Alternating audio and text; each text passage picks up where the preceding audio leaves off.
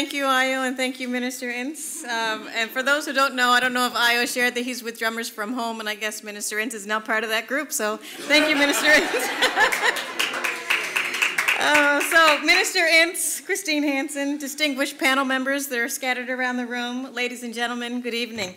Thank you for joining us this evening for the International Day for the Elimination of Racial Discrimination, and for attending this lecture, Becoming an Effective Ally, Understanding Systemic Racism. I'd like to begin by acknowledging that we are on the traditional Mi'kmaq lands of the Mi'kmaq, the ancestral territory of the Mi'kmaq people.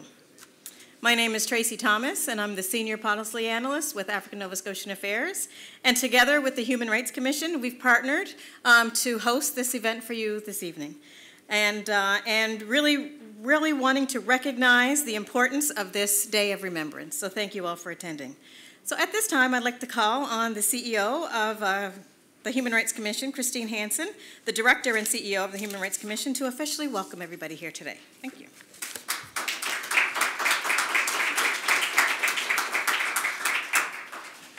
Thank you very much. Thank you, Tracy, and good evening, and thank you for joining us this evening to commemorate the United Nations International Day to Eliminate Racial Discrimination. I would like to acknowledge Honourable Tony Ince, Minister of African Nova Scotian Affairs and Minister responsible for the Public Service Commission. Together with African Nova Scotian Affairs, the Human Rights Commission is very pleased to present this panel discussion entitled Becoming an Effective Ally, Understanding Systemic Racism. This is a very important issue for the Human Rights Commission, and I think it goes without saying that racism cannot be something that we attend to once a year. Certainly we attend to this pretty regularly at the Human Rights Commission, but it is important. Today, March 21st, it acts as a reminder for all of us that racism comes in many forms. It remains a problem, not only around the world, as we can see from the events of this week, but here in Nova Scotia and Halifax as well. When racist beliefs, biases, and hatred find their way into institutions and systems of government, education, and the justice system, it can harm and magnify the perception and representation of people of color, some very negative stereotypes, and we work very hard at the Commission to try to educate and counter those stereotypes. This representation and participation is very essential if we aim to bring true equity and diversity into our institutions and systems. It's not enough that we embrace concepts of equity and diversity. These values must inform how we act towards one another. And I hope that following tonight's discussion, we can all leave here with a commitment to act in ways that demonstrate our understanding of what it means to be an effective ally and to speak up when we see discrimination in action. I would like to thank all of those who have been involved with organizing today's event. I actually just came off of a plane from having been away with my kids for a bit, and so people have been working very hard at ANZA and at the Commission to pull two events together today. I'm so sorry to have missed the first event, which I hear was fantastic, but I think tonight's event is going to be wonderful as well. Thank you also to the Delmore Buddy Day Learning Institute. This is just a wonderful space. We've had a few events from the Commission here in this space. I love being here every time. It's just got a wonderful energy, and I really appreciate it. The selection of panelists promises to be a very thoughtful and lively discussion. And now I'd like to invite Minister Ince, who is going to say a few words before we get started with the panel. Thank you.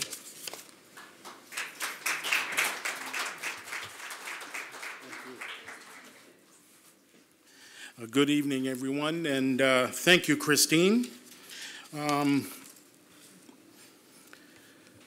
Ladies and gentlemen,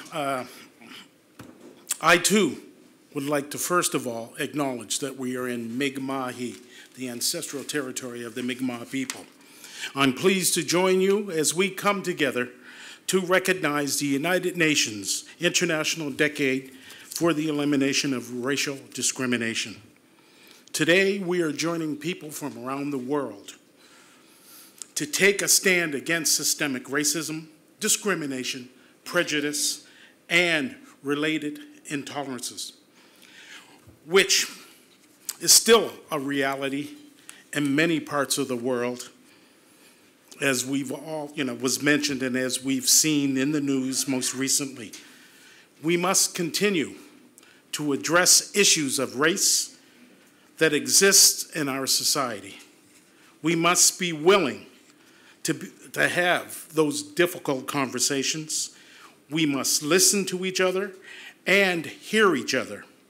And we must embody a willingness to change.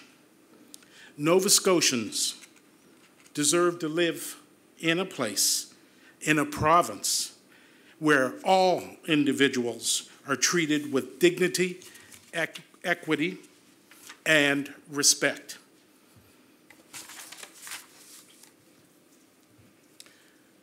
Folks, the key thing for me as a member of the African Nova Scotian community is allyship. We need allies, not just during those difficult times. We need them 24/7, 7 days a week. We need you to dig deep down inside when there are those instances, those moments that cause others pain, cause them to be uncomfortable. If you were sitting there and deep in your head and in your mind, and we all know, and you're wrestling with an uncomfortable feeling that has happened around you, we need you to speak up as well. You have to help us eliminate all those negative stereotypes. We have to help eliminate and treat people equally, welcome people. I'm very optimistic. As the Minister of African Nova Scotian Affairs, I'm very optimistic because I truly see a change, a shift, and I see more people speaking up, stepping up to speak about any injustice, any intolerance, things that are not equitable. Ladies and gentlemen, you're going to hear a great panel this evening. For those of you who may not be aware of some of the ongoing systemic issues that many in my community has faced, not only in my community, LGBTQI, any Syrians, Muslims, we see it all happening. I beg you all to take a little something from this evening, and when you go out there, I ask you, please be a very good ally. Thank you, and have a good evening.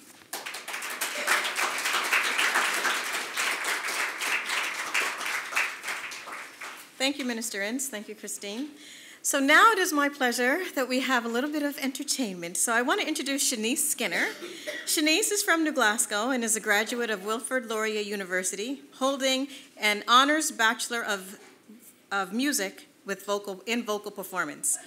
Shanice attended the Franco-American Vocal Academy in France, performing the role of Gustave in Offenbach's Pomme de Pie in 2017. She then performed the role of Zurlana in Mozart's Don Giovanni in Halifax Summer Opera Festival in 2018. Some of her awards include 2016-2018 Nova Scotia Talent Trust Scholarship recipient, 2016 Portia White Award of Exceptional Commitment and Potential in Voice, and last year she was awarded the Rose Bowl for Senior Voice at the Nova Scotia Music Festival. I know.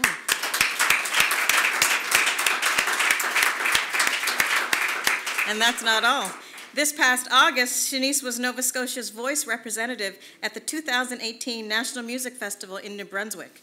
Currently, Shanice teaches voice and piano at Long and McQuaid in Dartmouth and is a section lead soloist at First Baptist Church in Halifax. I welcome Shanice to the stage.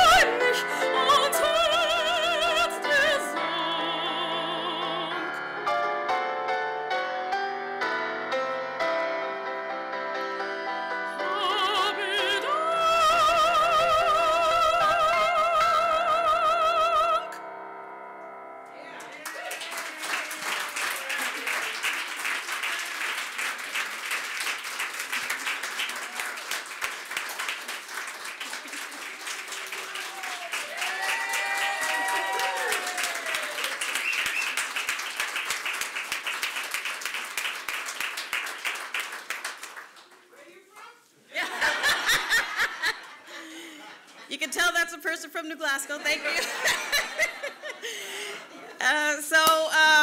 So that, Shanice, that was absolutely beautiful. I'm very, very proud. I've known Shanice all of her life. She's like a little niece for me. And so for those who want to know more about Shanice, she has a website, shaniceskinner.com. So if you want to book her for any events, I'm doing a little plug in there for you, sweetie. So there you go. Okay. So now, before I introduce the moderator of the panel, I'd like to share a little bit of background on the importance of this day. So on March 21st, in 1960, so that's 59 years ago, on this exact day, the Sharpeville massacre happened in South Africa.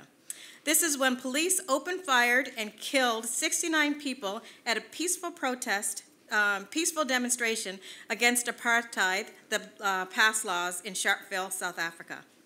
So what are the pass laws? The pass laws were an internal passport system designed to control the movement of black people. Pass laws required that black people had to carry identifying documents with them at all times. So similar to our passport when we travel, if you go into any other country, you need that passport stamped. That's the identification that they needed to have within their own town. And so these identifying documents had to contain stamps providing official proof that that person in question had the permission to be in the town at the time. So you can imagine this restrictive law was the dominant feature in South Africa's apartheid system, which ended until it ended in 1986. So today, March 21st, commemorates the lives that had been lost to the fight for democracy and human rights in South Africa during the apartheid regime. And by proclaiming that day in 1966, the United Nations, the General Assembly, called on the international community to increase its efforts to eliminate all forms of racial discrimination. So fast forward to today, in the year 2019, and we are in the 5th year of the UN's Decade for People of African Descent, a decade that recognizes that people of African descent represent a distinct group whose human rights must be promoted and protected. So it is with that as a little bit of a context and a backdrop that we move into the panel, Becoming an Effective Ally, Understanding Systemic Racism. So this session provides an opportunity for persons who are allies, like yourselves, so thank you for coming, and wish to be allies of racialized people to better understand the intricacies of systemic racism. And so let's continue this, let's start the conversation. So I'd like to introduce our moderator, Dr. Kaysa Monroe-Anderson, who will moderate the panel. So Dr. Monroe-Anderson is a zealous, community-oriented individual who practices an Afrocentric approach to leadership. Living out her philosophy that leadership and lifelong learning go hand in hand, Kaysa has attained a Bachelor's of Arts degree in English with honors and a Master's of Arts degree in English from Acadia University, as well as a Master's of Education in Lifelong Learning with a focus of Afrocentric leadership at Mount St. Vincent University, graduating in 2008, where she was a valedictorian that year. I know, yay. In May just last year, in 2018, Kaysa was the first person of African descent to graduate from the Inter-University Doctoral of Educational Studies program, with Mount St. Vincent University being her degree-granting institution. Her doctoral dissertation explored the role of spirituality as an anti-oppressive agent in the formal education of African Nova Scotian learners. Kaysa is currently employed as the Manager of Race Relations, Equity, and Inclusion with the Nova Scotia Human Rights Commission, and I welcome Kaysa.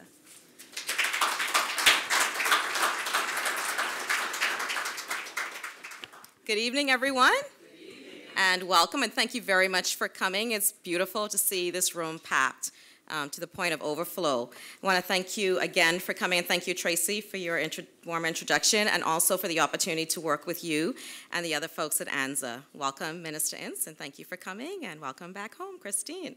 So we are here today because of the horrendous act on March 21st, 1960, when police opened fire and killed 69 African men, women, and children, injuring about 300 as they peacefully demonstrated against the apartheid pass laws in Sharpeville, South Africa, as Tracy mentioned earlier.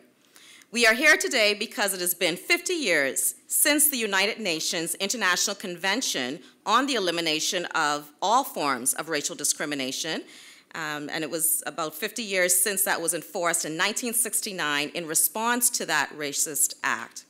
But we are also here today because racism in its various forms, systemic, institutionalized, individual, cultural, still exist, not only in faraway places like South Africa, not only through the Trump factor infecting the United States of America and beyond throughout the world, but it has also unfortunately been commonplace right here in this country and closer still in our province of Nova Scotia.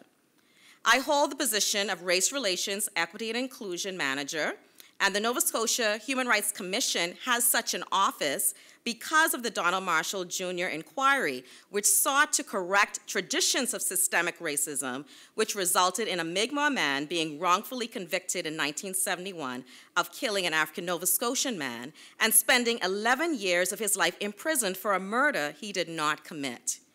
And we may say that Sharpsville and the Donald Marshall inquiry case and Viola Desmond's encounter happened a long time ago, but we would only need to open our social justice eyes to be aware that in 2019, there is still a need for all of us to join in, to fight for, to advocate for, and to take individual as well as collective action and responsibilities towards the elimination of racial discrimination in all forms. So we are not there yet, which is what brings us here today, or this evening. This evening, we specifically turn our focus towards systemic racism, the policies, processes, and practices which are entrenched into our established organizations, our institutions, within society, within the walls, within the very foundations of these institutions, and serve as barriers to African people, indigenous people, racialized immigrants, newcomers, and all racialized people.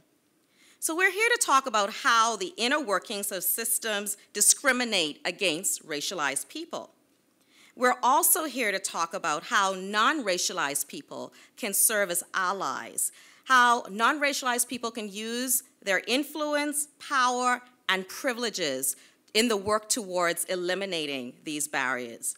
So what does it mean to be an ally? And further, what does it mean to be an effective ally? So we're here tonight to talk about becoming an effective ally, unpacking systemic racism. We invite you to feel comfortable with discomfort tonight. If you feel a little antsy in your seats, that's okay. You may be learning or hearing new information tonight, and that's fine. Usually when we're encountering a process where our beliefs and our value systems may be challenged, we go through that period of discomfort.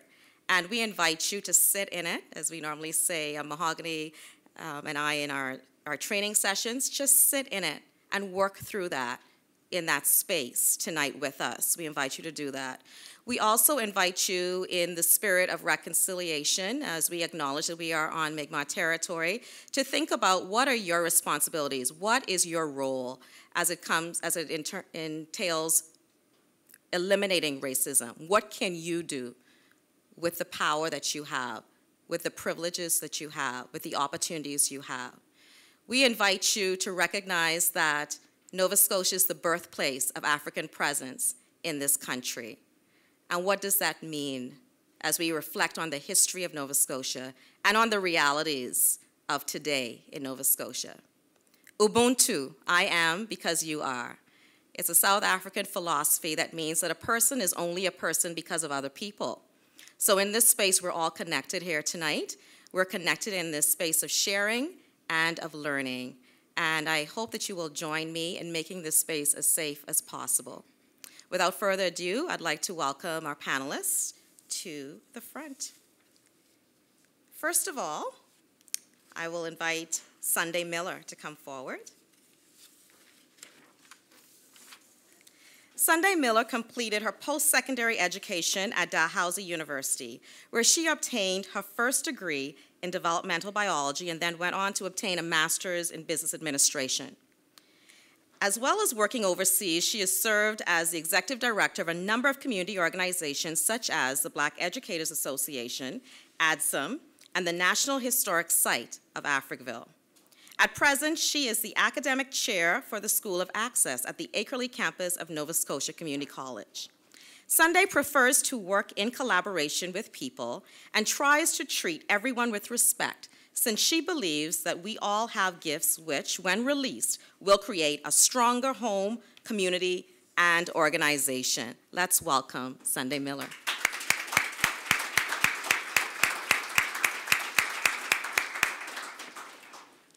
Secondly, you join me in welcoming Dorico Simons. Dorico Simons is currently employed full-time with the Halifax Regional Municipality as a program manager with the Youth Advocate Program and part-time with Mount St. Vincent University as Black Student Support Coordinator. He is co-founder of Future Roots Halifax, a social enterprise employing young people ages 13 through 17 in Halifax North End. Dorico has tirelessly advocated for communities across HRM on issues including, but not limited to, poverty, unemployment, affordable housing, marginalization, and community violence. Dorico Simons holds an undergraduate degree in Child and Youth Study, graduated in 2012. He's completed an MED in counseling through Acadia University in 2018 and is currently completing his Canadian Certified Counselor certification. Join me in welcoming again Dorico Simons.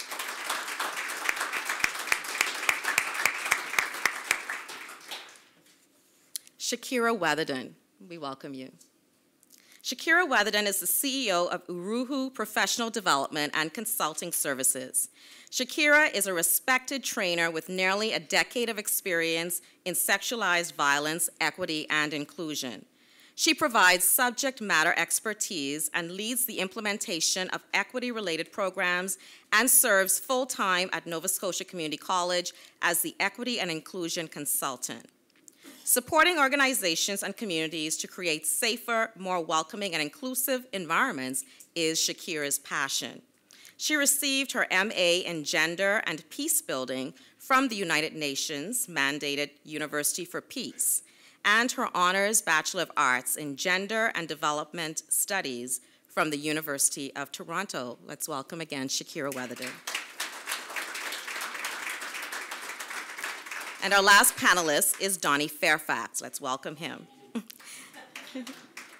Donnie Fairfax has worked in employment services for more than 20 years for organizations such as the African Canadian Employment Clinic, Options Work Activity Program, and the YMCA Employment and Education Services. He has worked on special employment initiatives such as the Halifax Regional Police Science Project for African Nova Scotians and the HRM recruitment and training of Black firefighters. Donnie has also served in an advisory capacity as chair of the Nova Scotia Community College African Nova Scotian Advisory Committee. Presently, Donnie is the manager and employer engagement specialist with the YMCA Nova Scotia Works Employment Center on Main Street in Dartmouth. Welcome, Donnie.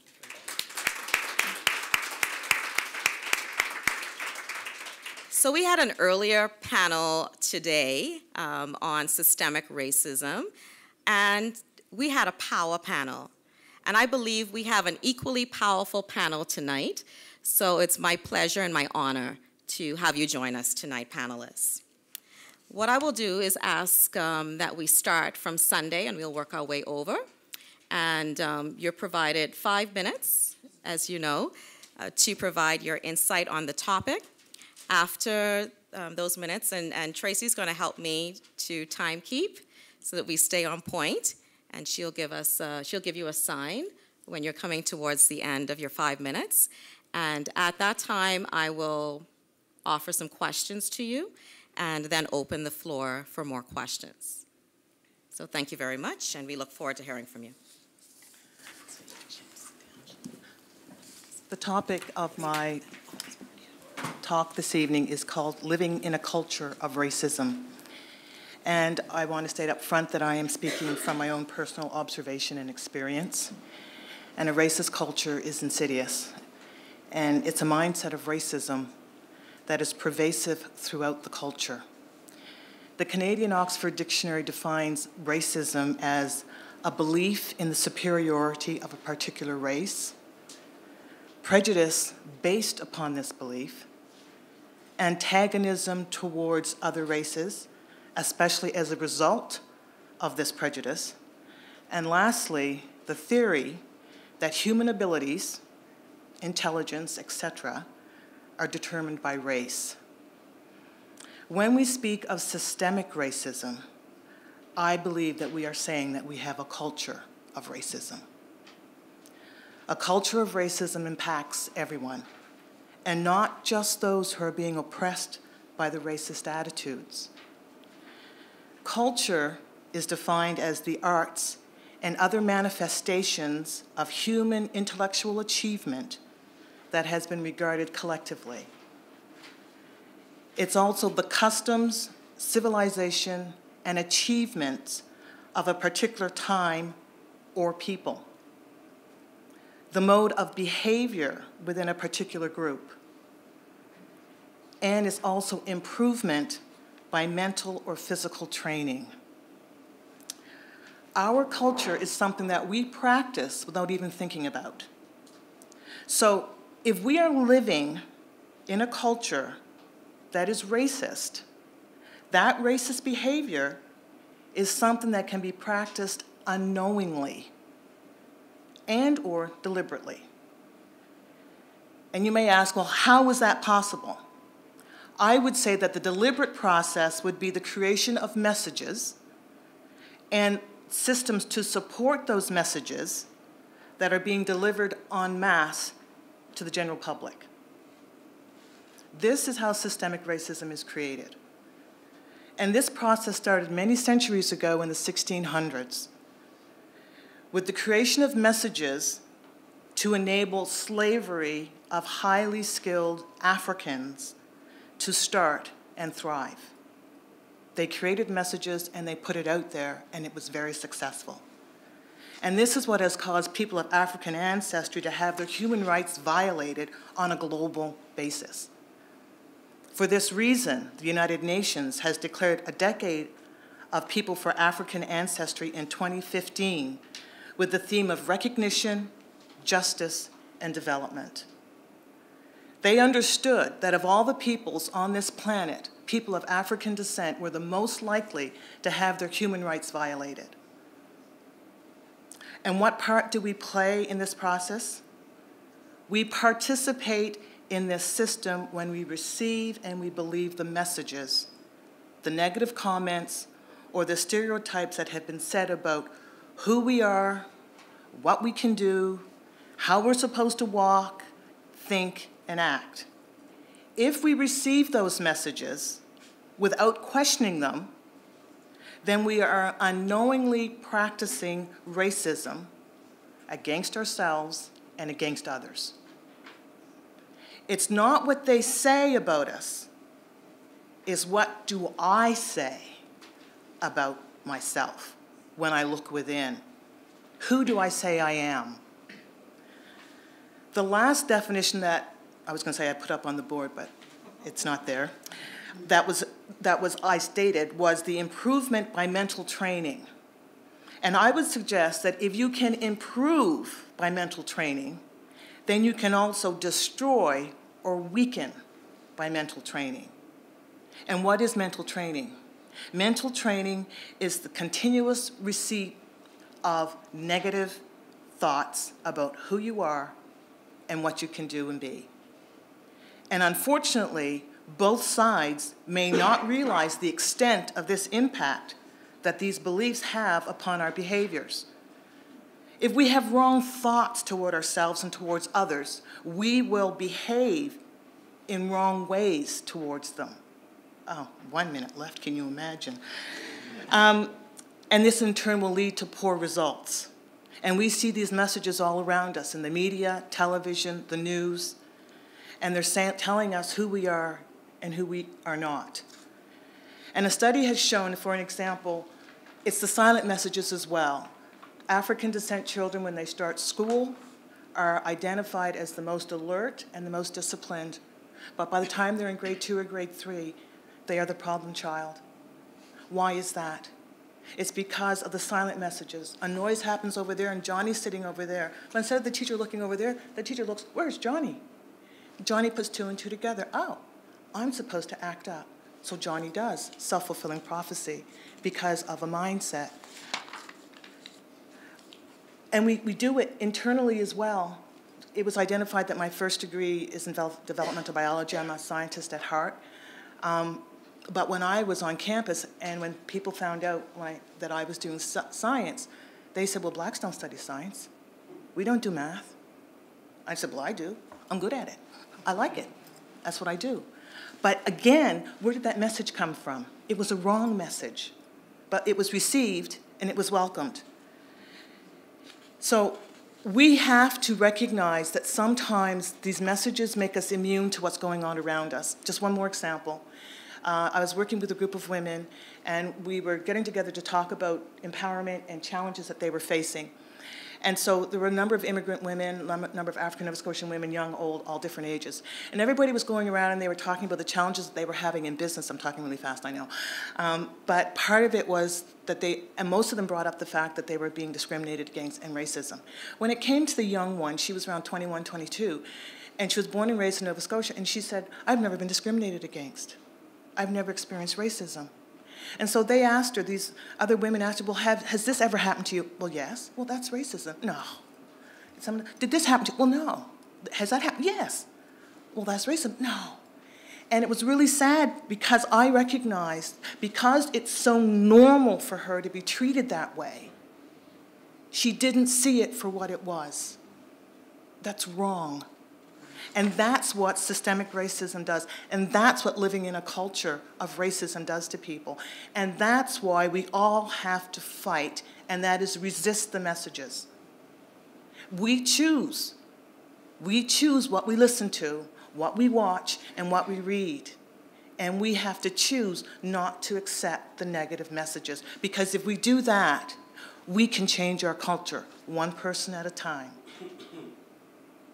Thank you.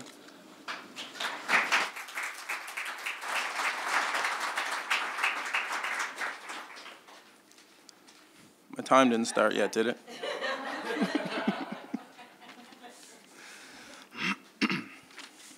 All right. The system does not include me. The system excludes me. Your name is difficult to pronounce, so you're screened out of employment. I lie my address on my resume because I know I won't get a job. I don't know how many times I've been stopped by police. Cabs don't even show up here.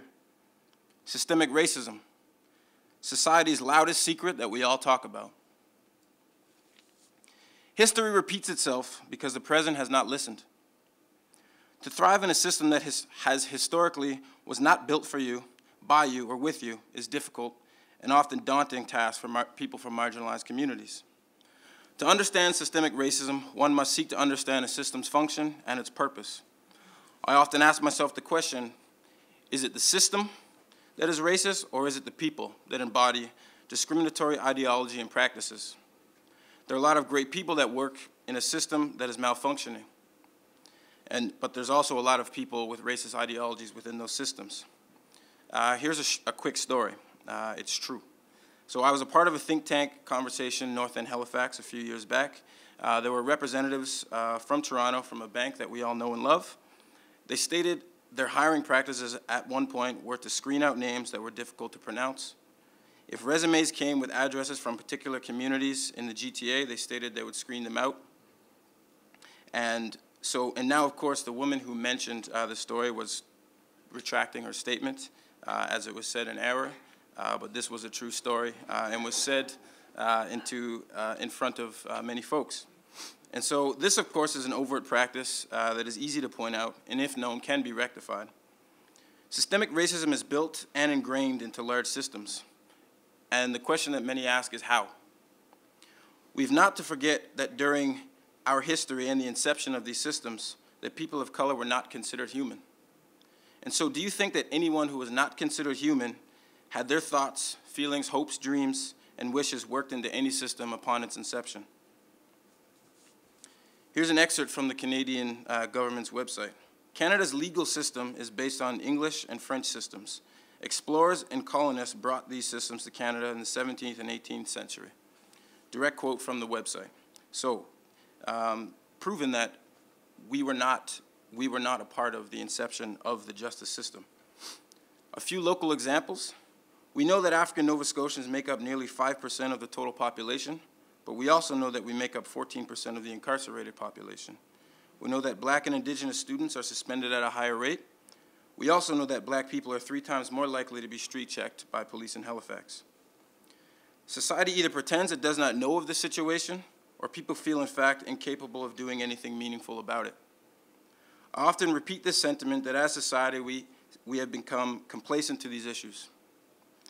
I bet that everyone in this room, I bet that lawmakers in Halifax, I bet that all elected officials had a complaint, whether silently or publicly, about snow removal this winter. And I bet you just wanted something done about it.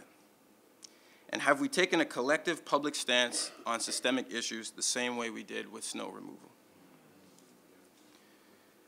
The success of organizations and businesses relies on diversity of talent and background and not a singular conception of ability. People tend to feel more comfortable with people who talk and act most like themselves. And because of this, institutions and systems tend to reproduce themselves in ways that perpetuate the status quo. This is one example for lack of diversity in the workplace. I also wanted to point out that I believe there's a difference between equal and equitable, and sometimes we mix up the two. When we refer equal, we're inferring that we're all the same, and we are not all the same. Equitable opportunities means that everybody starts from the same starting block. We're providing fair opportunities for everyone to start. And so, as mentioned, I outlined some issues and concerns, but I'm very much a person to fail forward and complain towards a solution. So I provided just some simple kind of tangible solutions that may help in the fight against systemic racism. Provide your staff with historical knowledge of racism and discrimination and how to recognize ways in which people are oppressed. Oppression is often a symptom of uncomfortable people. If you're conscious about the topic, conscious about oppression, conscious of racism and discrimination, you're more likely to not be an oppressor. Self-reflect. Admit you or your organization or institution has an issue and address it. Guilt and non-reflection foster a larger issue. Policy check. Are my policies and practices discriminatory to any one person or any group of people? This might make some folks uncomfortable, but white people need to be involved. Often a person of color is asked to fix racism that has been done to them. History shows that people of color did not create racism. It was something that was done to us and something that we need to endure. Often we're asked to fix the issue.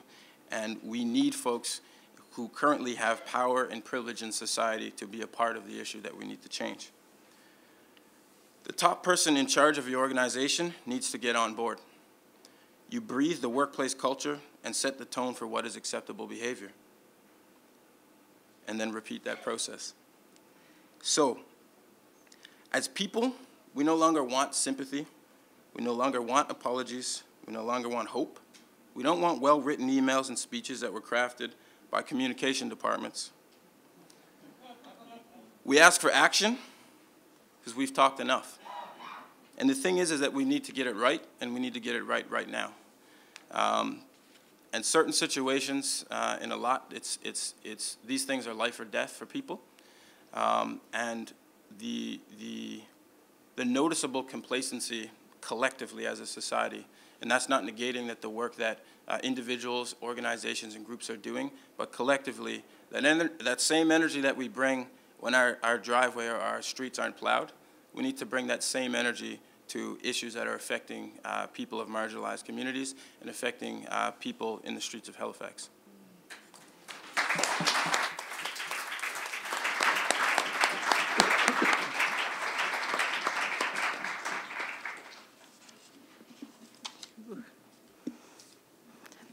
I want to give my 5 minutes back. Thank you for having me, and I really want to honor today my words to the Muslim community in Halifax who are grieving, and grieving in a way that I think that I know as Black people, when a young Black boy or girl is murdered somewhere far away, we grieve. And so I want to acknowledge that particular pain because that is connected to what we're talking about. You know, Dorico said something, and I prepared something, but the Spirit is moving me elsewhere, so I'm going to trust in the Lord here. But Dorico said something that, that struck me, that the system is malfunctioning, and I don't think it is. The system is functioning exactly as it was created to. And for many of us, we've been dying in that system because of that system.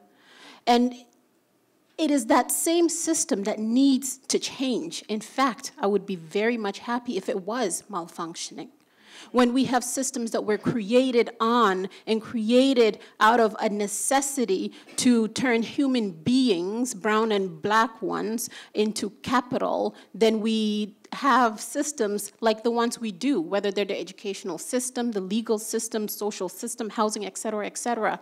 And so when we're talking about allyship, and I really love the connection to systemic racism, because in the age of diversity and inclusion, we as Black people continue to be erased. And we need to really point out and really bring forth an anti-racist framework and discussion, because we continue to be left behind regardless of whatever organizations are prioritizing. And in the age of diversity and inclusion, we are not the priority. It certainly has not been my experience so far. I come from Ghana. I come from a long line of incredible warriors, many of them women. I come from a place where resistance started at the well. And that's where we need to be. We need to get back there and strategize. We need to disrupt this system. We must dismantle it. So when we're talking about allyship, I really want to talk to white people, because you gotta get busy. You understand? Because you haven't been busy enough. And I know that sometimes we can get into the conversation about, look at all that we've done. I'm certain that we've done some things, quite a lot, I am. But we're still not doing enough. And we need to get to the point where people are not dying because of the salient nature of systemic racism. Right? And so when we're thinking about what allyship is, I really want to get you uncomfortable. I want you to be uncomfortable about the systems that we have, because it doesn't benefit you either. If it doesn't benefit us all, it doesn't benefit anybody. And so we need to get to that place. And when we speak about whiteness, we need to recognize that you, in order for you to become the anti-racist ally that we're looking for, or that we need, that you need to first recognize your own racial identity. Because there is great privilege in your whiteness becoming an aspect of who you are that you can separate from racial identity. And that isn't the case. You are part of this piece. You're part of this conversation.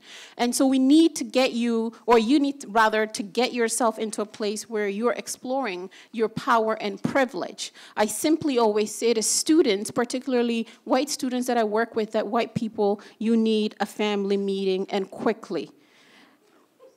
We need to notice how racism is continuing to be minimized, denied, and justified. I work in various organizations, and I have worked in various organizations since moving to Toronto 5 years ago to Nova Scotia, and it was the first place that I realized I was Black. And I realized it because my name was a barrier, my face was a barrier, every part of me was a barrier. I was never the right fit. And when I was eventually hired into so-called diversity roles or equitable hires or what have you, when I reached my hand into these organizations, there was no one else reaching back that looked like me. When we are the only one in these systems, in these organizations of hundreds, when we walk into departments and everyone looks the same, all kinds of variations of the same face but different height of them, we need to recognize that there is a problem. And until we start to look at the various policies, legislations, practices, organizational cultures, and energies of every place that we are in as problematic and as perpetuating racism and oppression against racialized bodies, in particular Black bodies, we will continue to be in a system that is unequal. And we will continue to see ourselves as allies because we said, somebody let Shakira speak. That is a first step. But what are you doing about your hiring practices that remains the same and remains and continues to perpetuate oppression and lack of opportunities for various people? So we have to tackle the systems. We have to identify them. And it's really important that we don't confuse the battle with the war, because we've been fighting. You're just now joining. And it's important to recognize and honor the fight that has been happening and the war that has been happening on the bodies of our ancestors, on the blood that was shed by many of us, and on the young people who are out there fighting. And we truly need to recognize that it is important that we anchor them, that we foster an environment that continues to promote their voice and amplify their call and their cry for help, for justice.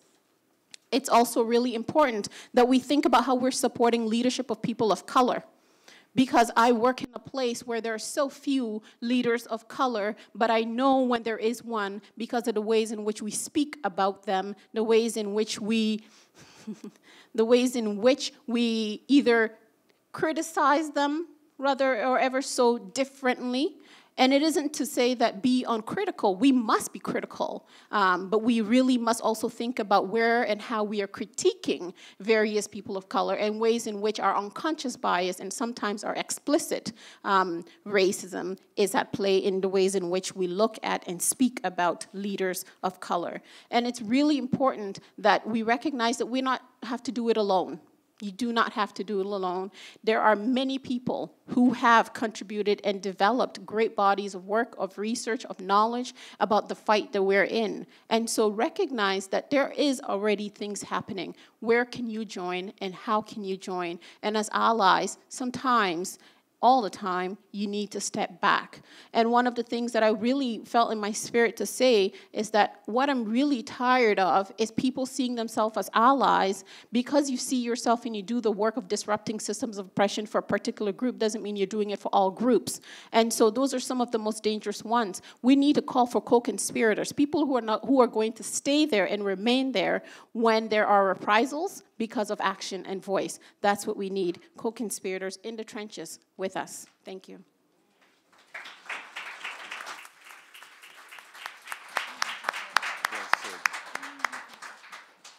Good evening, everyone. My name is Donnie Fairfax, and I'm really pleased to be here this evening to participate in this panel discussion. So I work with the YMCA Nova Scotia Works Employment Center in Dartmouth on the number 7 highway across from the Black Cultural Center. And the clients who visit our center are by and large from the Black communities of Cherrybrook, East Preston, and North Preston. However, we serve the wider community, and we have quite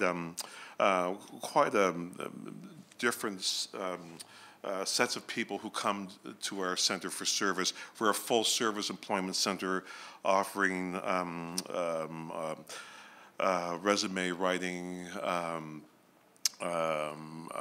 guidance with respect to employment opportunities, skills development applications, return to work action plans, quite an involved employment center.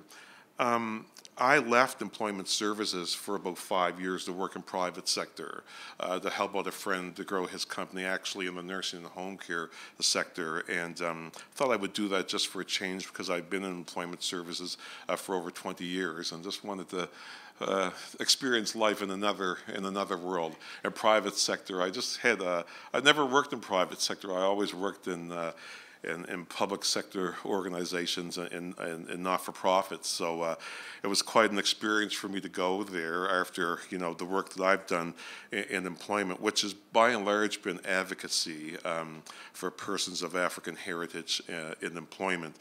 And boy, what an eye-opener in private sector.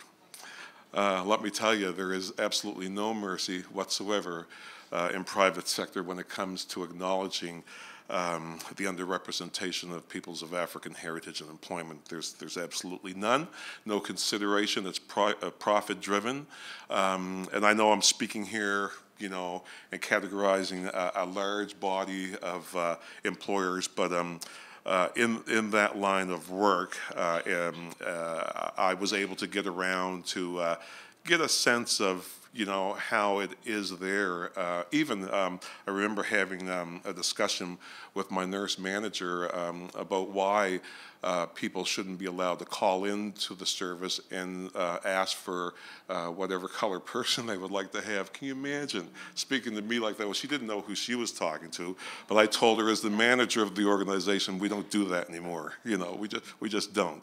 So yes, so I'm back in employment services now, out on Main Street, and you know, things have not changed. I'd like to share some of the optimism with respect to things are moving in the right direction, but things have not changed a whole lot. You know, I was with a municipal government employer a few weeks ago, and I was telling the story, actually, the case as I arrived. I'll share it with you. But I was invited along with my colleague to deliver to this body during African Heritage Month some strategies around equity and inclusion.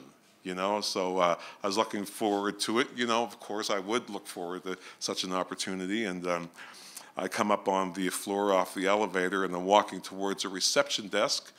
And the reception desk is one of those where you got to bend down, and there's a little hole you speak through and all that kind of stuff. And before I got there, this guy stood up and said, "Zap." I said, "What? Zap?" and it just struck me odd. What do you mean, what's up? You know, what a way to receive me, you know. And the person who invited me to this event caught what was happening from a distance, right? And if you want to see someone fly, you know, over the desk, it's like, oh my goodness, Mr. Fairfax, welcome, come on in, trying to avoid the, you know, it was very uncomfortable, but it was my first impression of that particular office, you know. I was thinking, wow, Zup, you know, like such a stereotype.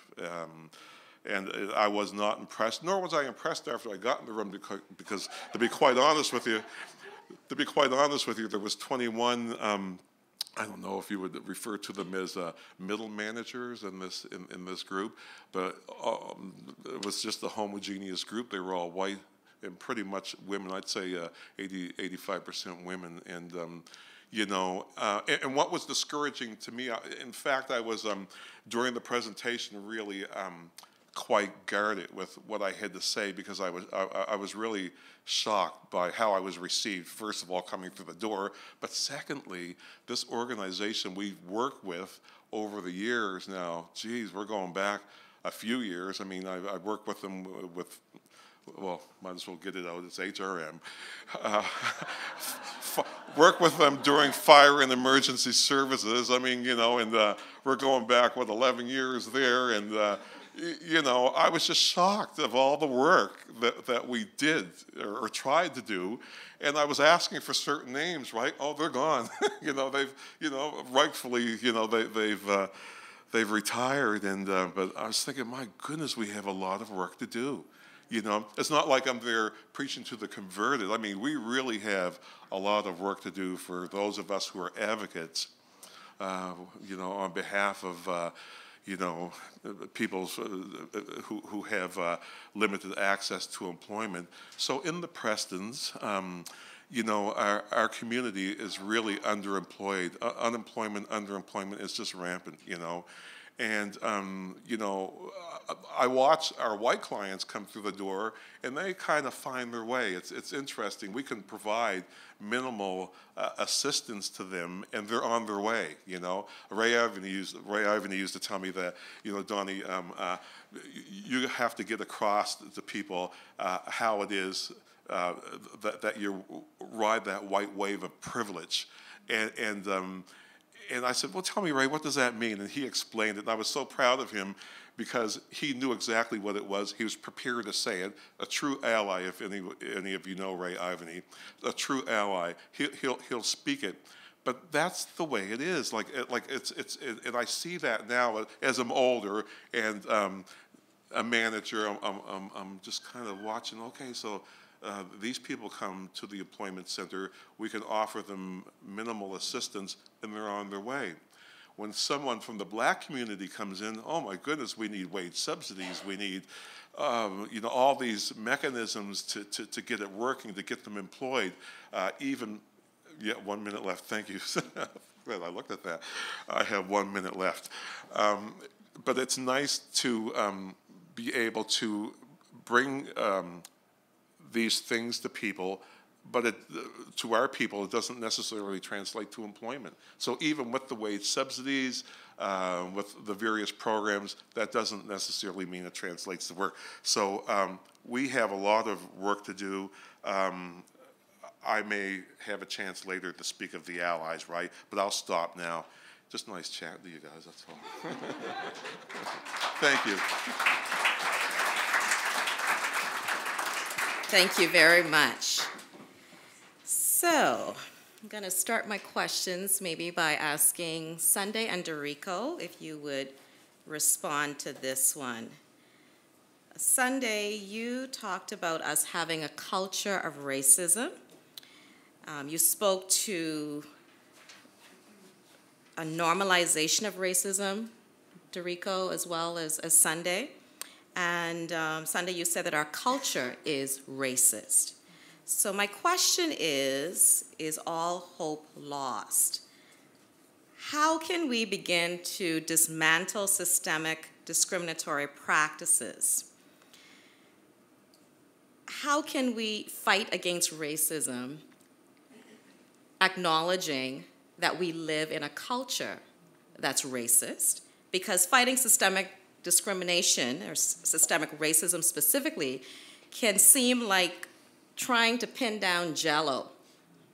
You know, it's hard, it's nobody's problem.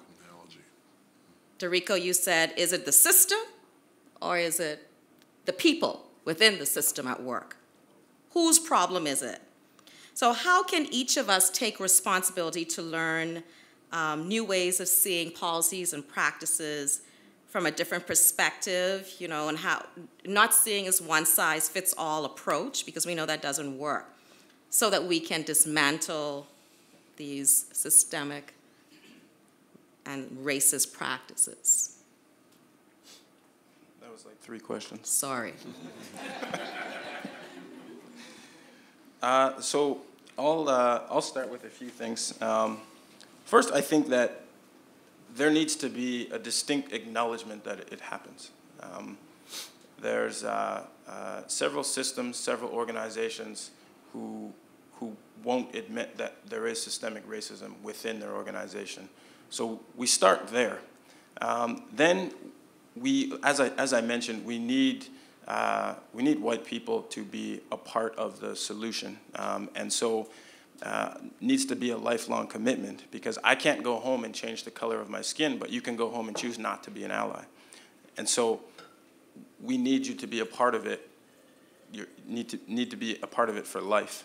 And so some kind of tangible things, I guess, would be is who is your circle of influence within your organization, and who can you influence? Again, it needs to be a top-down approach.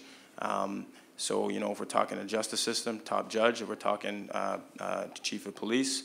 And so I think that using your privilege for positive power, and then if we want to talk about dismantling the system, acknowledging that we have a problem, and then looking at what our policies and practices are within our system, and asking questions, and having folks who have lived experience with this at the table. And there's a difference between being at the table and having a meaningful seat and power and authority at the table to challenge some of the ways in which that folks are oppressed. But I believe that a lot of it starts with actually acknowledging that there is a problem, because the first thing is that folks will get defensive. So acknowledging within your organization that there very well may be a problem, and then starting with what are we going to do about it? Because one, we may not acknowledge that we have a problem, and two, if we do, I want to see the action parts. And so there's been several things that have come out in the news in regards to street checks, maybe in regards to stuff that was in the news with HRM and different things. And so the action piece, I think, is what people want to see, and is what young people who are up and coming as well want to see. I would agree with Rico. We do have a problem. I don't know that it takes a lot of observation to recognize that we have a problem here. We may not be willing to acknowledge it because the problem is benefiting a lot of people. And so change, when you think you may lose something, is very hard to enact. And yet I would say that by not changing, you don't even know what you're missing. That you're missing a lot more than what you think you might lose. When you have people who cannot achieve their potential because of their skin color or their name, and maybe you're going to the hospital and someone needs a major surgery or needs an invention, and it hasn't been created because the person who had the ability to make that happen because of his last name or his skin color, you didn't let him get his education. So I think it's something that we have to work at, and I honestly believe we have to rewire our brains. We have been brainwashed in a very destructive manner, and it's destructive on both sides. And we need to do whatever we can. We are in a battle. We are in a war. And the war is, can you become the best you? And society has not established it for you to be the best you. And you have to make the decision whether you're going to fight that battle or not. And the only way you can do it is recognizing, as Enrico said, there's a problem. We have a problem. What does it say? Houston, we have a problem. We have a problem. And then to acknowledge, I have the keys to fix the problem. We're not victims. And the keys is, what are we going to do to get different messages? We have to do it in our homes. If we can change one person at a time, one family at a time, then we can change the structures that we're living in. And that can only happen by getting different information. We have to feed ourselves different information. We have to demand that the media start putting out different information, that the media stop with the stereotypes and with the negative messages. We don't want to see people in the movies, and if they're black, we know they're going to get killed because they're the evil one. We don't want to see all this, the violence that's on television. We want different messages. And we have to choose. If they're not going to give us those messages, then we have to create them for ourselves. If they're not going to give us what we want, then we're going to shut it off. Now, people might say, I can't cut cable. Well, it's a life or death situation. You have to choose. You don't want the messages, and this is for everybody. If you don't want to have bad thoughts or wrong thinking towards people who don't look like you, then don't receive the negative messages.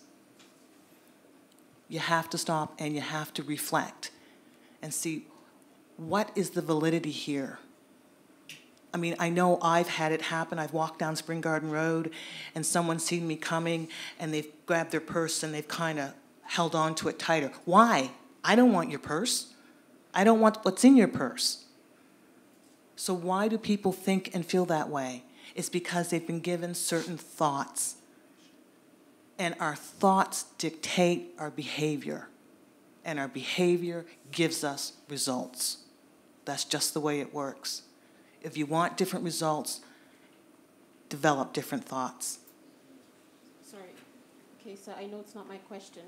Is it on? Is your mic on? There you go. I know it's not my question, so my apologies. But I just want to pick on two things that I heard from this. And I think the first one is around this idea of people are nice, right? When I came to Canada in '99, people told me that Canadians are nice.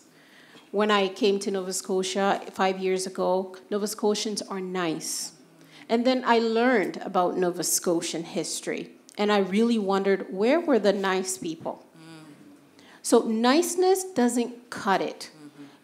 My challenging of my internalized racism is certainly a part of it, but it's not the only thing. And so it's really important that we recognize that being nice to black people is not enough. And I sometimes I think about what would it look like if I walked into an HR department and everybody there was black.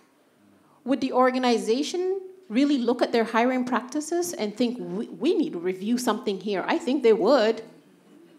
But yet we have departments all over, all of us where we work, and everybody looks the same. Many of them are likely related. And yet we don't have an issue? So when we're talking about power and privilege, I really want you not to mix that it is simply black people's responsibility. You have access and power and privilege in a way that we do not. And that is just the reality. And so systems are continuing to intersect and interlock to continue to perpetuate this oppression and this exclusion of black people in various parts of them. And so I really want you to think about if we could really move to change something this quickly, if it was impacting whiteness and white people, I'm pretty sure that we know what we need to do. And I'm pretty sure that the why we're not doing it as quickly is the issue here that you need to reflect on and really identify with and start to challenge, starting within yourself, but certainly outward as well. I'll be under a minute. So I just wanted to give a couple things that may be tangible. And so I've already mentioned that the top people in either organizations, whether it's in elected parties, need to denounce. Then we need to, because if we're thinking about the system, I'm looking at all systems and then the individual systems within. And so we need to look at our hiring practices. We need to look at the education curriculum. This has been a discussion that's been going on for some time. And if we look at the curriculum and we change the curriculum to accurately reflect history and accurately reflect folks of African descent, that's going to create a different identity shift for black people going through the education system, because there's history and then there's African-Canadian history, except African-Canadian history is history.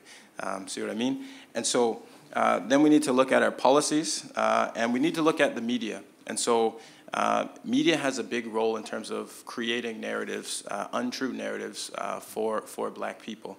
And so when we think of, you talked about our thoughts, feelings, behavior, and so there's, if you're familiar with counseling or therapy terms, CBT, cognitive behavioral therapy, your thoughts affect your feelings, which affect your behavior. So if you think something, you feel something, you behave in a certain way. And so media and ideologies perpetuate unfair and untrue narratives for people of color, which then you think that, you feel that, and you behave in a certain way. Thank you very much. And you really want to lead me down to another question, because I want to know, how do you know if you don't know?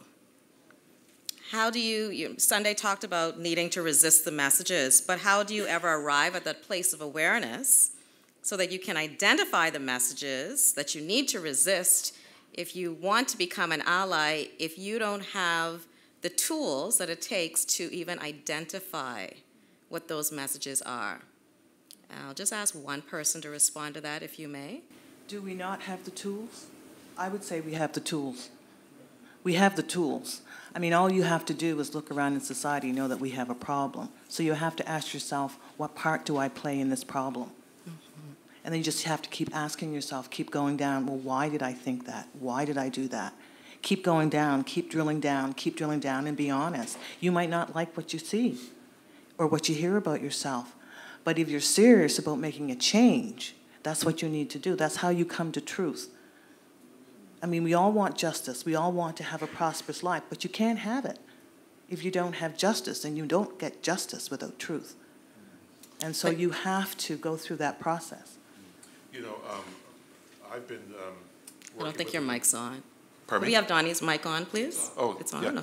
Okay. Working with an employment outreach team through HRM, and that's a really difficult thing to bring people to the understanding of recognizing their privilege, even as it comes to delivering programs to communities, employment programs to community. And I'm referring to communities like in Halifax Core, we have an employment assistance initiative that is really vibrant with people of African heritage, the LGBTQ community, the disabled community. And I'm really concerned, though, for smaller black communities, Hammonds Plains, Lucasville, Cobequid Road. Now, I speak of this in our meetings, and we can't even come to consensus in terms of recognizing the need to have a concerted effort to bring services to these communities to make sure they're being serviced, and I get the impression that it's that you can't tell me what we need, And so here I am, a person of African heritage, been doing this for a while, wanting to provide advocacy to my communities, but yet I'm told that, no, this is not what you need, this is what you need, very, very frustrating, So to that, that privilege to be able to deny, deflect, really does us a disservice in terms of us getting ahead in employment. I think that's the problem, though. Of course, whoever comes to the table, Yeah. they have to be at the table because they want to make a difference, because they're willing to listen. It's like I've said when I was at Africville, and I spoke about the apology, and I said, I'll be upfront, I didn't think it was a sincere apology, and the reason why I said that was because some of the things that I was going through should only have been a phone call. All I should have had to have done was pick up the phone and say, we need signs, we need a bus, we need a sidewalk. And all they had to do was say, it's not in our budget right now, but let's get together. We'll talk about when we can put it in the budget, and let's do a timeline. So if they're going to come to the table, see, when you say the term ally, you mean, in my mind, someone who's linked with you, someone who's heart to heart. I got your back. We're together in this, which means that there's sincerity. There's a desire to make a difference. If we don't have the desire and they're just going through the words and through the motions, then we may as well go home and continue the fight as we do it. Because we need people at the table who mean business and who are going to do what they have to do, roll up their sleeves and get dirty, get in the ditches and get dirty. And if you don't want to do that, this isn't a safe game. It's a fight. Thank you, Sunday. So as we drill down further into that, because I believe that a number of the people that you spoke of would consider themselves allies as they sit at these tables. Yes. And they have these positions of power and lots of privilege. So we haven't yet heard definition of what an effective ally looks like. So I know, Donnie, you spoke to wanting to speak more to that as well. So I'll offer you and Shakir on this end. Sure. So I think an effective ally is one who recognizes the issues, is open to receiving information on the issues, understands bias, stereotype. Oh, I've named so many assumptions, fear, and we're able to talk about those things. The concept, the understanding of privilege and what that truly means when you hold that privilege, and to do it in a way that we have time to do it.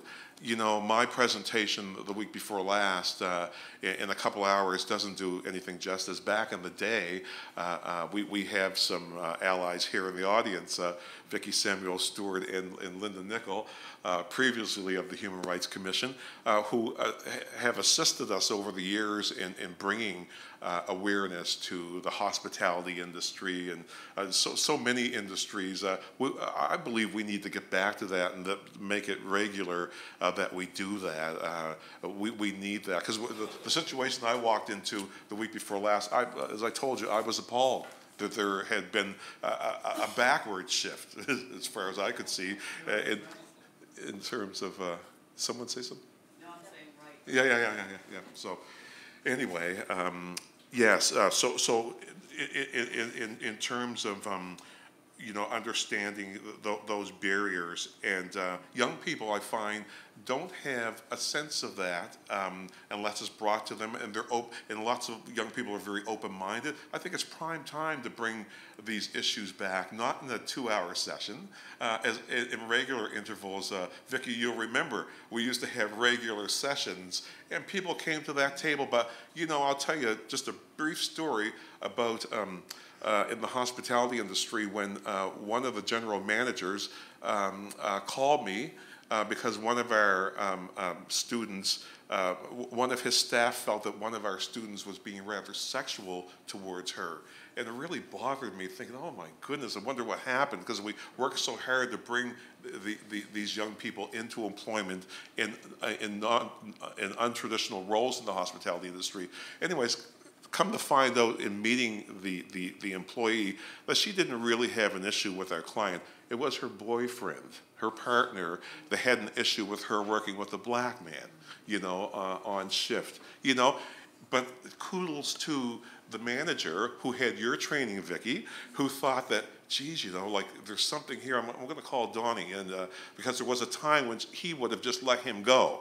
You see, you see. So we need to get back to that awareness and bringing that information to people so they have something to hold on to. Because I'm convinced that people given the right tools, the right information, will make at times appropriate decisions.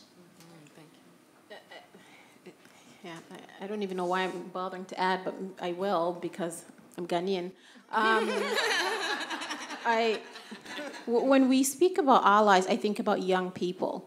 Right? Why this day was started, the people we're speaking about in South Africa, these were young people. In our own communities, it's young people, your own children, your own people in your families. It is young people who are often so disposable as to put themselves in between these systems of violence.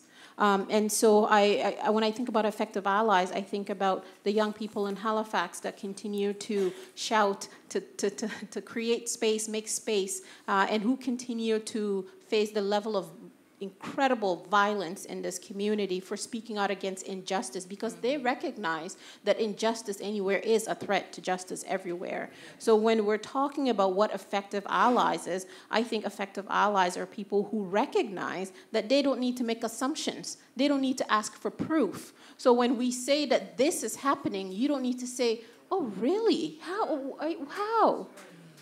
We got to stop that if we want to be effective allies. How do we know there's a problem? Because we said so. I think effective allies recognize that they have to take responsibility for their own learning, that they cannot continue to come to us because the representational burden, the mental gymnastics, intellectual gymnastics, emotional labor that is being black in Nova Scotia in 2019 is incredibly taxing. And they need to take responsibility for their own learning. In 2019, there is no shortage of places where you can learn about how to be an effective ally. And I think we need to start to teach our children. I am a parent to a racially ambiguous child in Nova Scotia, and my introduction to racism in ways that is so frightening is because of this person that is my son walking around these streets, and people say to me, aren't you so happy he's not so dark? People touching and people seeing as though, and feeling, because it is bravery in 2019 to say anything and not expect me to react in a way that threatens your space. Because how could I? Because I recognize, and you recognize, that the consequences would be disproportionate. And so when we're talking about it, I think we have to realize, and effective allies need to start to think about and unpack their own power and privilege. You really need to understand that, and you need to look within before you look outward, and you really need to start to pinpoint the ways in which your privilege intersects with my oppression, and how your existence and how you're continuing to uphold systems of oppression that continue to disadvantage me, and at worst, continue to place me in violent positions, quite literally. And you need to act and realize that you need to do it together. We are gathering, we need to do things ourselves, but you also need to really, when I talk about having a family meeting, I don't say that lightly. And I'm not talking about the KKK kind, because I know that is also quite something that's a part of the fabric of Nova Scotia. And so it's really important that you think about how do we gather and have a conversation without bringing in another Black person to validate the existence of these issues. You got some work to do. In 2019, there's endless resources for you, and an effective ally recognizes that and takes advantage of them without further taxing the 1 or 2 or 3 or 5 of us Black people around them. Thank you. Dorico, I'm going to interrupt you, go on to the next question, and then open up the floor. I know we're moving towards the end of our time. So my final question before we open up the floor is, actually I'm associating it with a quote from Shakira. Don't confuse the battle with the war. And you said racialized people have been fighting. We have been fighting. We need co-conspirators in the trenches with us. So my question to you, and I'll ask maybe just two persons on the panel to respond. How can allies and people who wish to be allies, in light of that, avoid quote unquote, the white savior syndrome? That's a good question. So I'll start. So I think that first part of that is if you're just an ally, you're conveniently there. But if you're an effective ally, you're committed and you're constant. And so there is some of that where there's a saving, and we don't need saving, but we need your help. We need you to stand with us and not do things for us. And so when we're talking about not having the white savior complex, we're talking about not coming in and taking over, not coming in and making it your thing, but making it our thing together. And giving us, well, you know, sometimes we take it, but giving us some authority in terms of what it is that we're doing, because sometimes individuals, or actually often individuals, will come into Black communities and study the communities and take the research and take the stuff and leave, and say that it's for good reason. And so I think that to avoid the white savior kind of issue is genuinely having a desire to want to be there, and knowing your history, knowing your research, and working alongside folks in the community to make change and hear what the issues are, and not telling people what you think the issues are.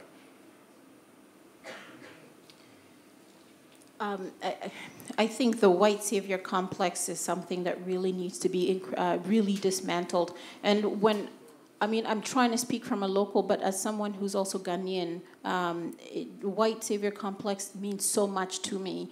And so I think it's really important that we recognize that Black people are not yours to save. Black people have been saving themselves and been doing more and thriving for forever. And I know that because it is my story. And so it's really important that we recognize that no one, Black community is not looking for you to come and take them away from something, right? You're not Jesus Christ or Muhammad or any of these other folks. I think it's really important that you recognize that your role as an ally is because the system includes you. You are interacting with the system as well. And your very being is impacted by the system. And as we continue to connect with the system and interact with it on a regular basis, we both recognize that, and if you see yourself as an ally, that you're interacting with it differently. And it's interacting with you differently than it is with me. And so it isn't that you need to save me from it, but it's to recognize that this system itself is the thing that needs to get to be done away with, that needs to be dismantled, because we have a history of doing incredible things on our own. I'm speaking about a people that descending from folks like Santi Hawa, Julius Nyerere, Kwame Nkrumah, and endless many other people. This is who we are as descendants of Africa. And so it's really starting for, I think, for you to challenge what it is that makes you think you need a save, that you need to be at the front, that you need to be the one with the megaphone, that you need to be the one organizing, that you need to, all of that. What is it at play here? And that is the power and privilege that you might not necessarily be cognizant of, but it is at play. And so I know we say that we need your help. You have a role to play. I have challenges with the word help. I think you need to come to a place that you recognize that this system is simply not serving you at your best either. And it's the system that we need to really engage and interact and start to really break away with. We need to deconstruct and dismantle that. And so that is where I think we need to come to. Thank you very much. And now, we open the floor. I saw a hand back there before I saw your hand, so I thought I saw a hand back there. No? Okay, go ahead. There wasn't a hand. There was somebody putting their jacket on. Okay, well, I'll just stand up and then I'll sit back down because I don't want to be just talking to everybody here. Okay, in front of everybody. Well, I want to say thanks very much to the panel. You were all very, very insightful, very well thought out presentations. And there were just a few things that just made me chuckle when you, Shakir, talked about this not being this being 2019. The reality is that it does feel like it's 1920, and that things haven't changed, as Donnie had said, and that there's so many things that we have been dealing with from day one that are still here today, and there's still the struggle. And I did hear, I think it was Derico or one of you presenters saying that we don't need allies. Well, I forget exactly what it was, but basically, my point about it is that allies do need to have that savior complex. We said we didn't need allies with the savior complex. They do, but they need to save their own. They don't have a role at all in saving us. But those people that Donnie dealt with at the front desk who treat you with, or greet you with stereotypes, the top person being as dynamic and as insightful and as powerful. We've all worked for really good white people at some point. But the reality is that when that white person leaves, there's nothing in place. So it has to be systemic, and it has to be white people talking to white people. Because I don't know white people well enough in an institution. All they do is cause me a whole lot of grief. You know? We all run into the same problems over and over again in all of those levels within the system, from the reception desk up to the senior management, to the middle management, to our colleagues. And sometimes, you know, things start to work well, and we meet people who do understand, but they're only one person, and they'll change when that person changes, and the situation will change. So I guess the question here is, how do white people get to change white people? What is it that they need to do to work with their own? And I know that, you know, that's basically better answered by white people, and we should have a panel in 2019 up here of white people talking to people about how they should be their allies. You should be our allies. I don't know. I mean, you just haven't done it. So I just don't have those answers. But do you have suggestions for white people in terms of how they can help white people? Yes, I do have a suggestion, and I want to say appreciate everything everyone has said on the panel. And it especially resonated with me, Shakira, when you said about needing co-conspirators. And I was in a position, what I can say about what white people need to do, based on my experience, is not only be aware of how the people of color in your organization, in your office, are being disadvantaged, but to also be aware of how the white people are being advantaged, because that is part of what's going on. I was in a situation, I'm a journalist, and I had taken a year of unpaid leave, and I was having such a wonderful time not being in that newsroom, and I was in a position, and I said, I'm going to take another year of unpaid leave. My white male editor said to me, you cannot do that. And I said, well, why can't I do it?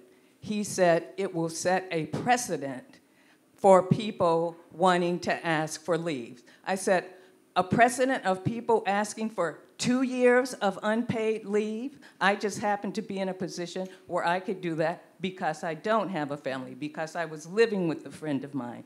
And I said, what are you telling me? And he said, come back to work or you will lose your job. All right? He straight up said that to me. So because I wasn't born in 1620, I understood that I was window dressing for that newspaper. I was the only black reporter there, that it served them to have me in that newsroom. And I said, well, I am not on anybody's plantation, and I am not going to come back to work with a gun, over on my head. So he said, okay, that's it. So I wrote my letter of resignation, and I got a phone call from the union saying, you are asking for the same thing that a white male reporter on this staff has been doing for the last 2 years. I will deal with it. The next thing I knew, I got a call from this man saying, we have reconsidered. All right? We have reconsidered, and please enjoy your other next year of unpaid leave. And so this white man who was, I knew who he was, but we didn't really have a close relationship, but he understood because he had made it his business, not only to see how the people of color were being mistreated and abused and discriminated against, but how the white people on staff were being privileged and having these advantages. So that's something that the white people, I could say, could do. Look at the ways in which your white staff members are taking this and having that privilege and going on this retreat and that other thing. And then when your people of color employees ask for it, then all of a sudden we can't do it. And oftentimes, if truth wants to be told, it's because it benefits them to have us sitting up there. And some of us know that. Thank you. Thank you. Thank you. And sorry, I just want to say something. I think what you're saying is, what you said is, for both of you, really sticking with me, because I think in these, as we have it, some white leadership treat their racialized, their black employees as though they own them. Right? And so they did us a favor. They hire us. They pay us every 2 weeks. And so it is the undertones of that which, when we start to feel, what is going on here? Why is it I asked for something and you said no, but I seem to see all this full room of people getting what they're, the same thing I'm asking for. What is happening here? It is when I see myself in a position that is not yours, but above yours, and all of a sudden it's, but why not mine? As though that is the thing we need to aim for. And I think one of the places where I've seen a white co-conspirator really do incredible things was recognize their institutional privilege and start to really put themselves in various spaces with me to anchor my voice and to really play support.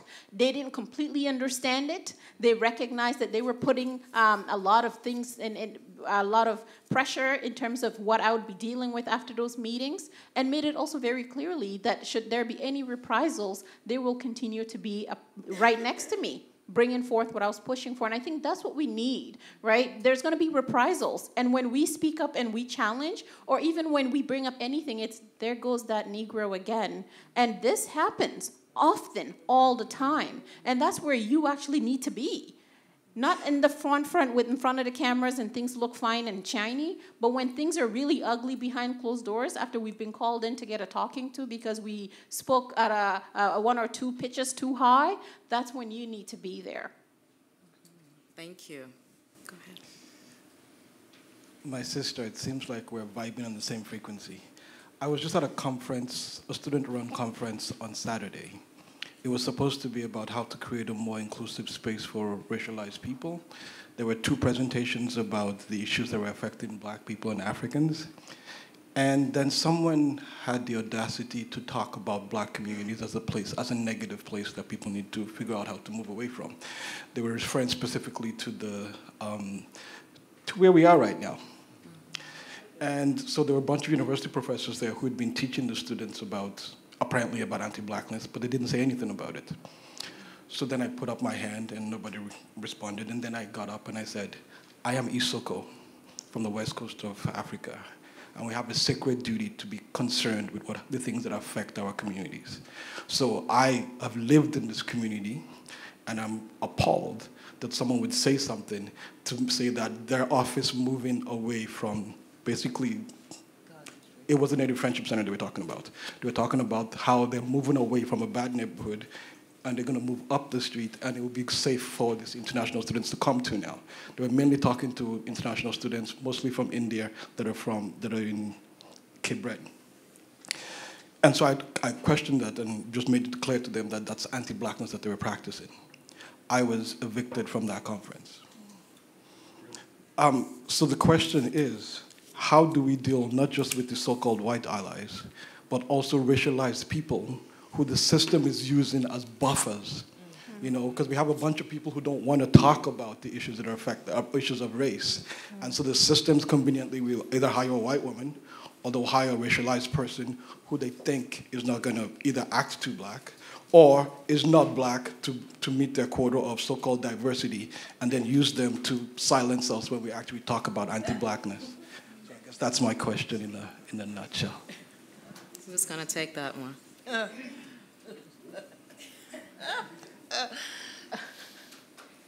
I think one of the things that I think this has, it has a lot of faces to it, a lot of facets to it, because when people, when they have the token person that they've hired in that position, understand, I mean, I do understand that that person needs a job and needs to pay the bills.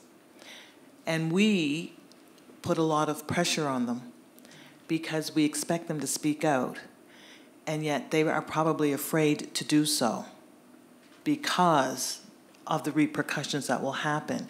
And this is where allies need to be found so that they can do their job, but they can also put forward the needs of their people. And it's kind of hard because you know that sometimes when you put forward a need, you might be the only one. And when your head's up, you can easily get shot, and people don't care if you lose your job. And so I think we have to be cognizant of the fact that they need to survive, and how do we come alongside of them and help them.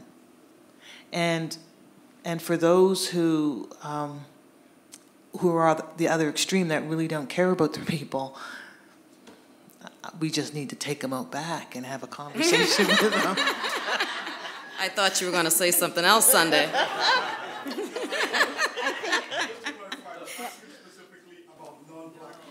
Oh, non-Black okay. people.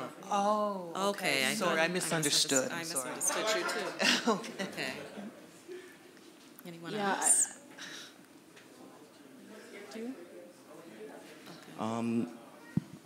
My question might gravitate a little towards Mr. Fairfax, but I open it up to the entire panel. I seem to notice a little bit of a correlation between marginalized groups and being geographically separated from a lot of resources and opportunities in this province specifically. So in regards to environmental racism and environmental groups in this province, what are your thoughts on that, and what do you think are the best ways to kind of overcome that issue in these different Black communities around us? Yeah, absolutely. I mean, in the Prestons, we have the problem of transportation, for instance. That's been, you know, a problem of people getting to employment centers, even on the Dartmouth side, like in the I'm trying to think of the Highfield Park. what do they call the shopping complex, the new one there? Dartmouth Crossing, thinking I'm always stuck for that. But even that's problematic, you know.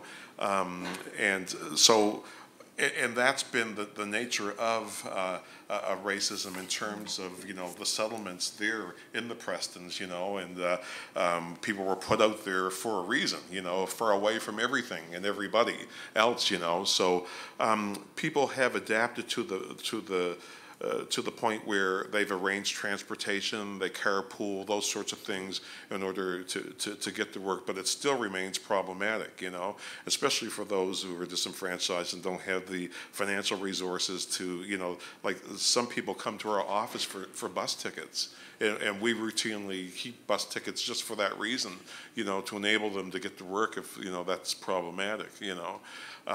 Yeah, all of those considerations, you know, for the black community, and I only see the black community doing that. I don't see the white community coming too, you see, so it speaks to just what you're talking about and the fact that we have to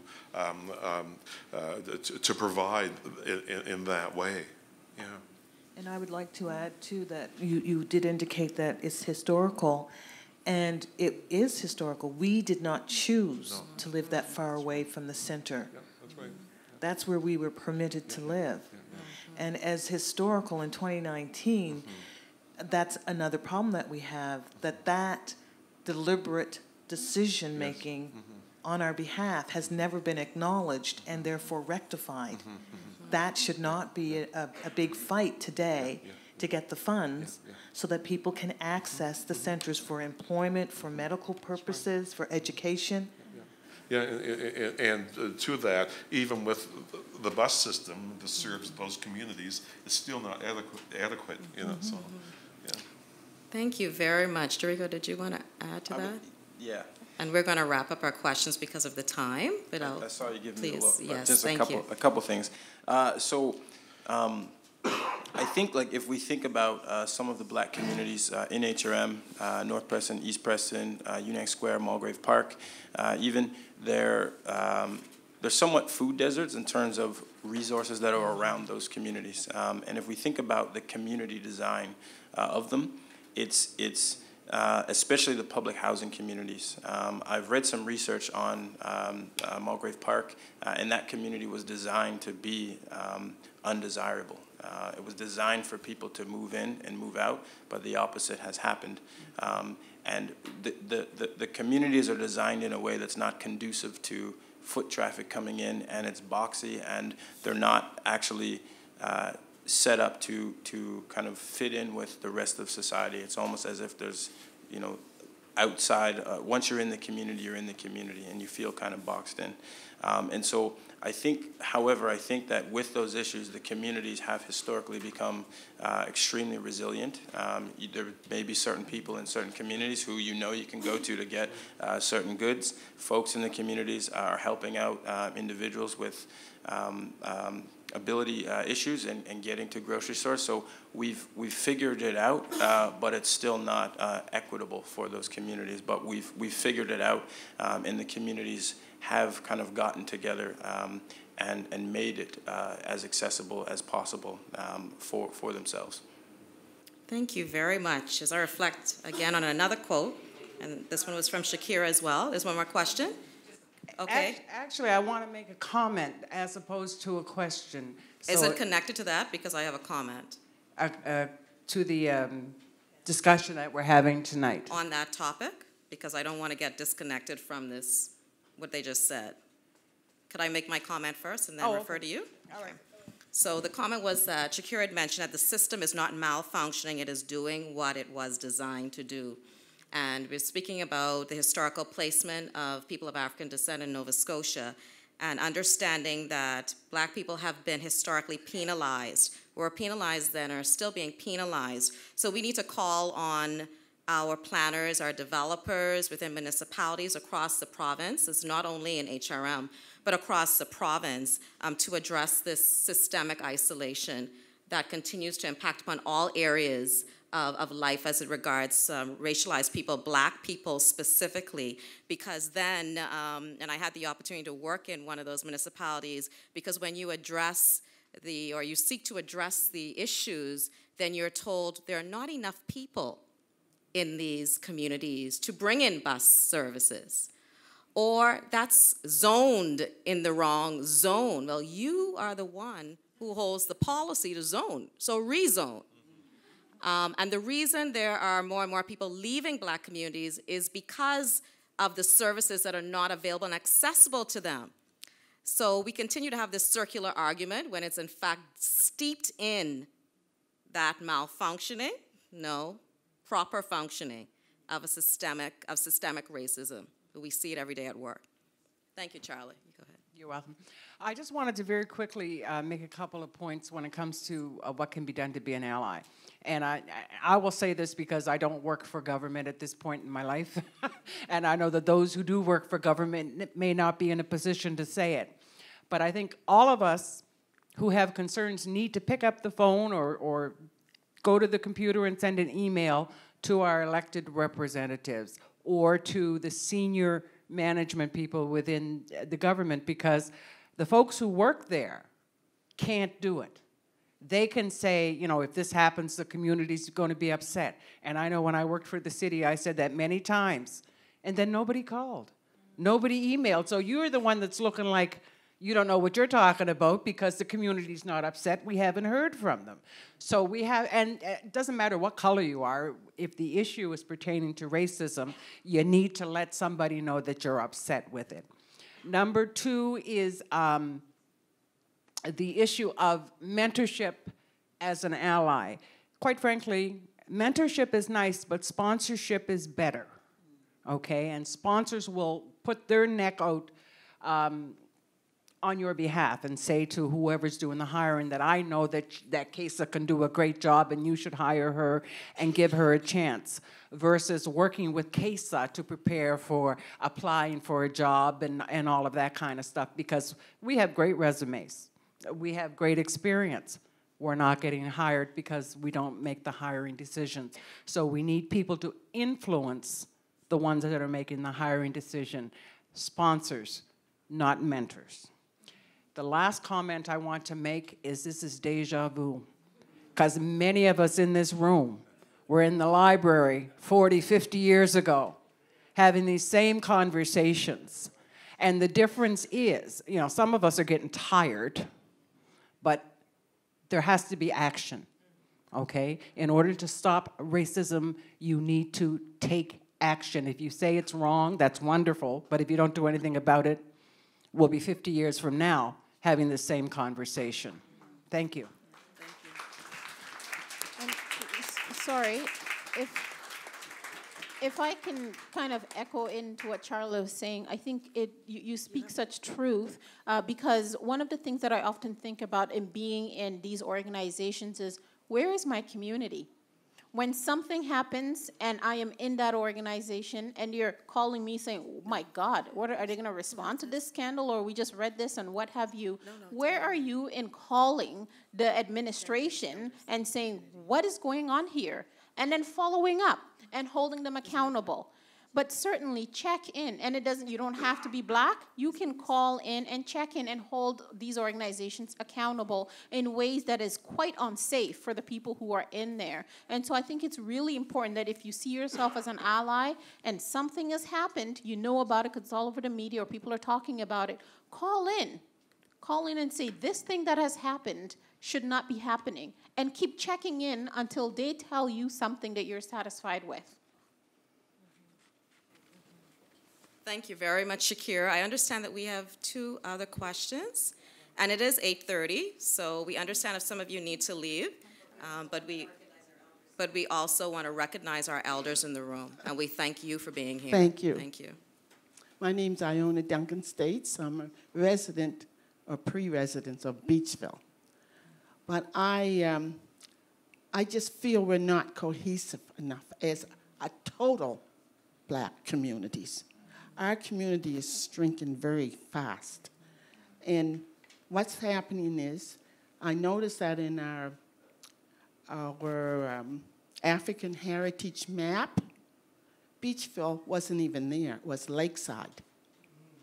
And another thing, I got something on my phone I went to Beachville, and Beachville came up on my phone, and they had made a comment about me going in dangerous area. So there's things happening with the media out there, as well as other things.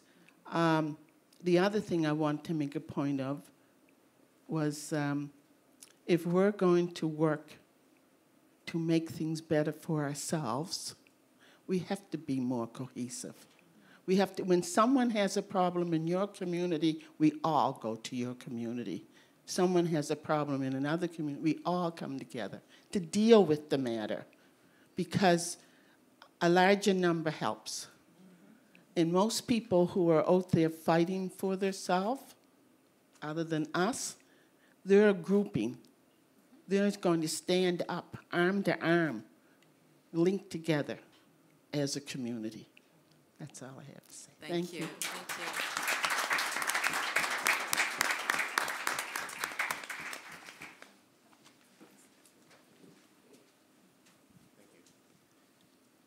you. Thank you. Just, I'll be very brief. I think, to be straight to the point, white folks have to take ownership of their privilege. And if you are an anti-racist and so on, show it. Step up to the plate and show it. And my cousin here says, allies or lies. If you're a true ally, you know what to do. It's your problem. It affects us adversely, but you created it. If an architect created this building, they know where it's at and how this joins that and so on. So you all better get it together, stand together, and support African Nova Scotians, because the pain and suffering we endure is caused by y'all. Good night. Thank you very much, Mr. Shepherd. And that's our final comment for the night. But I want to thank you very much, panelists. It's been my honor to serve as your moderator, and there's so much knowledge and wisdom in this room at the panel table, as well as sitting in the seats. So we thank you all for your questions, and for those that you wanted to ask, that you haven't had an opportunity to ask, or maybe you didn't have the courage to ask in this forum. We're going to stick around, and please feel free to find us. So I just want to say again how, on behalf of African Nova Scotian Affairs and the Human Rights Commission, just to take a moment to thank the panelists again, and really thank you for attending and asking the questions and sitting in maybe, hopefully, an uncomfortable spot, really, because when you're a little bit uncomfortable, as Kesa was saying earlier, that's when you kind of have the knowledge. That's when you kind of ask the questions. And if you look around the room, there's allies here, there's people here. If you're not comfortable in talking to one of the panelists or anybody, just ask somebody, but don't let the conversation not leave this room. The conversations need to continue on. So however that forum happens, where was it, one or two are gathered, then you can actually have the conversation. By all means, please continue to have those conversations, because it's really important to how we have the future of our province of Nova Scotia. So thank you. I also want to thank the Delmore Buddy Day Learning Institute for this incredible space. Every time I come in here, I love it. Yes, so thank you.